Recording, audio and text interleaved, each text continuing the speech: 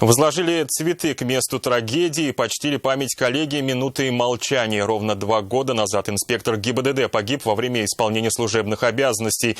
Он ценой своей жизни остановил злостного нарушителя. Нафиса Минязова с деталями. С самого утра автоинспекторы несут сюда цветы. 2 года назад на перекрестке улиц Декабристов и Шамиля Усманова погиб старший лейтенант полиции Юрий Матрёнин. Ему было 42 года. В ту роковую ночь водитель БМВ не подчинился требованиям инспекторов остановиться и попытался скрыться от преследования. 10 экипажей пытались остановить мчащуюся на бешеной скорости иномарку. Патрульный автомобиль перегородил дорогу. Водитель БМВ, проехавший на красный свет, на полном ходу врезался в правый бок полицейской «Лады». Водитель быстрее выбежал из машины, хотели вытащить с той стороны, водителя с гражданской стороны, с пассажирской.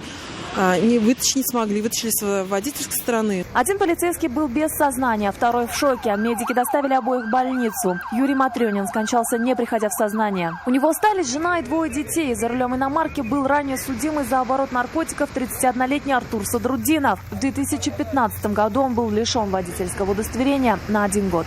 Женатый? Разведенный. Чья машина? Маме.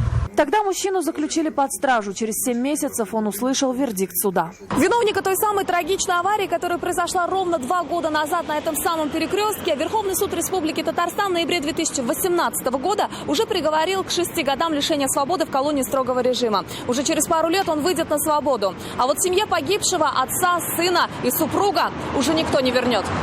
Нафиса Минязова, Наиль Абдуллин. Вызов 112.